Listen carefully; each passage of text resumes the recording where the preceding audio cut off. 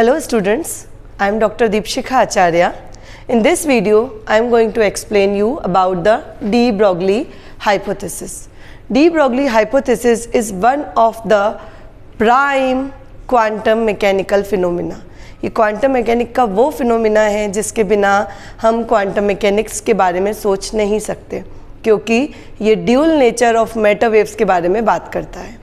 Actually de Broglie ने यह अवधारणा देते वक्त इस बात को जहन में रखा था कि जब फोटो इलेक्ट्रिक इफेक्ट और ब्लैक बॉडी रेडिएशन की बात की गई लाइट के लिए, एंड आइंस्टीन एंड प्लैंक ने बताया कि लाइट जो है वो पार्टिकल का नेचर भी शो करती है वेव के साथ साथ, तब डी ब्रॉगली ने सोचा कि अगर लाइट इस तरह का बिहेवियर शो करती है तो लाइट के अलावा अदर पार्टिकल भी, चूँकि टाइप ऑफ एनर्जी हैं, तो पॉसिबल नहीं है उनके लिए इस बिहेवियर को ना शो कर पाना, और इसीलिए डी ब्रॉगली ने हाइपोथेसाइज किया कि every moving particle is associated with a wave.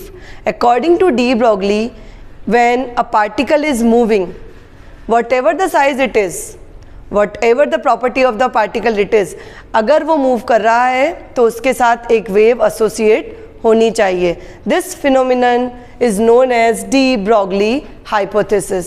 उन्होंने इस वेव के लिए, जिसे वो डी ब्रॉगली वेव कहते हैं हम उनके नाम पर, या फिर मैटर वेव कहा जाता है, उसकी वेवलेंथ का फॉर्मूला दिया lambda is equals to h by p, where h is Planck constant.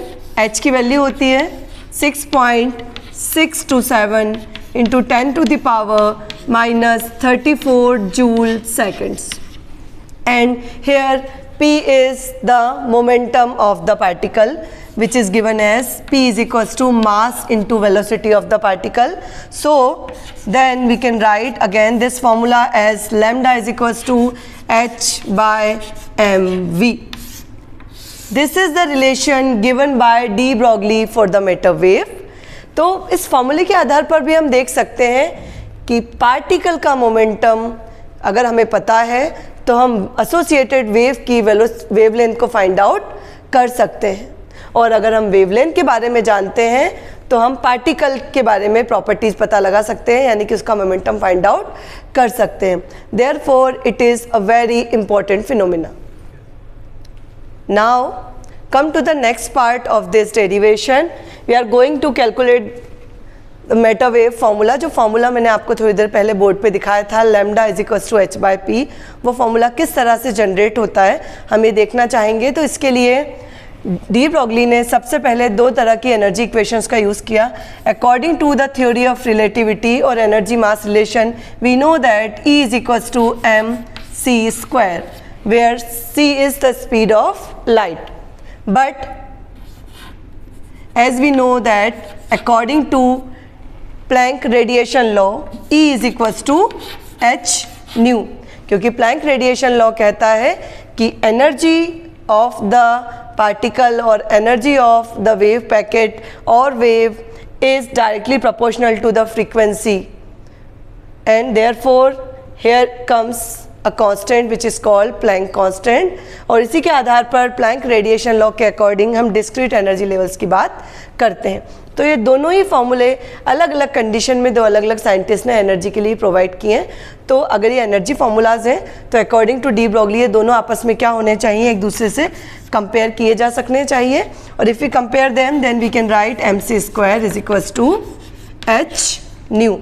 यहाँ से हम न्यू की वैल्यू फाइंड आउट करने की कोशिश करें तो nu is equals to we got M C square by H.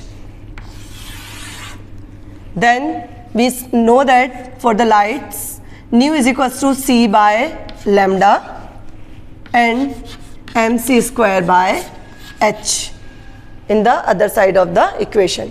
Here we can cancel c square by c, then we got lambda is equals to h by mc. m into c means mass into velocity, and we can write it like this, h by p. This is the formula for the wavelength of matter wave or de Broglie wave. Now आगे हम लोग देखने की कोशिश करेंगे। जो हमारा formula है lambda is equals to H by P, इसको मैं यहाँ वापस से लिख देती हूँ। Lambda is equals to H by P. ये फॉर्मूला किस तरह से अलग अलग कंडीशंस में थोड़ा थोड़ा सा मॉडिफाई होता है या फिर चेंज किया जा सकता है।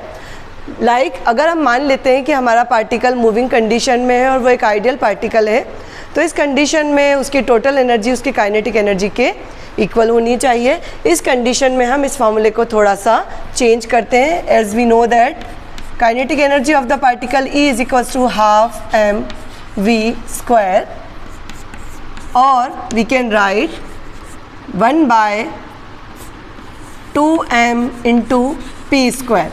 यहाँ पर पी स्क्वायर कैसे आया, हमने m का मल्टीप्लाई किया और m का डिवाइड किया इक्वेशन में। सो m का मल्टीप्लाई करने पर यहाँ हो गया m square v square, m square v square यानी कि मोमेंटम का square p square, and denominator में एक्स्ट्रा m हमारे साथ 2 के साथ आ गया। So we can write in terms of momentum the kinetic energy equation is E is equals to half into m p square. यहाँ से हम p स्क्वायर की वैल्यू फाइंड आउट करें तो p इज इक्वल्स टू होना चाहिए under root of 2me।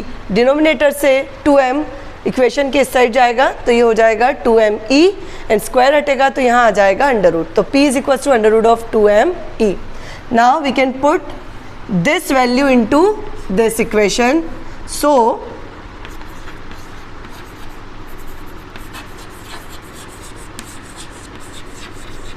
for matter wave in the kinetic energy situation, lambda is equals to h upon under root 2me. This is the first case.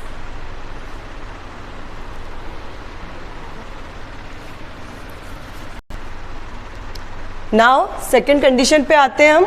For the kinetic energy of gases के लिए, अगर particle gas particle है तो gas की kinetic energy equation होती है E is equals to 3/2 kT।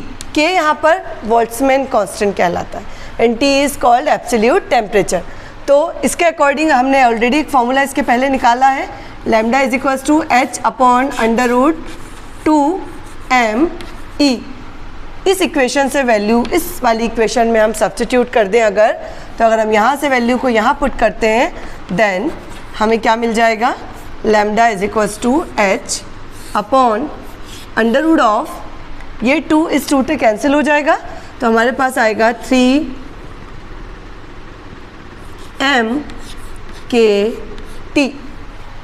So in the case of gases we have the formula for the matter wave, lambda is equals to h upon under root 3m/kT। ये formula फिर से change होता है अगर हम charge particle की बात करते हैं। चार्ज पार्टिकल के केस में टोटल एनर्जी हम लिखते हैं E is equals to EV, where E is the charge on the particle and V is the potential difference. Charge particle like electron and proton, इस तरह के पार्टिकल्स के लिए अगर हम वेव पैकेट या वेवलेंथ निकालना चाहते हैं डी ब्रोगली पार्टिकल की, तो हम निकालेंगे lambda is equals to H by p की जगह ई की वैल्यू क्या रखेंगे, E is equals to E V. And इसके पहले वाला जो फॉर्मूला था हमारा lambda is equals to h upon under root 2me, यहाँ पर अगेन ई की जगह क्या पुट कर देंगे हम, lambda is equals to H by under root of 2meV। So we are going to use this formula to calculate matter wave for the charge particle। तो यहाँ 3 तरह के फॉर्मूलेज हमने कंडीशनल यूज़ किए हैं और एक जनरल फार्मूला यूज़ किया है lambda is equals to H by p to calculate the de Broglie wavelength. De Broglie hypothesis जैसा मैंने आपको बताया सबसे फंडामेंटल कॉन्सेप्ट है और इसी के आधार पर क्वांटम मैकेनिक्स का धीरे धीरे डेवलपमेंट शुरू होता है। आई होप स्टूडेंट्स आपको आज का वीडियो पसंद आया होगा।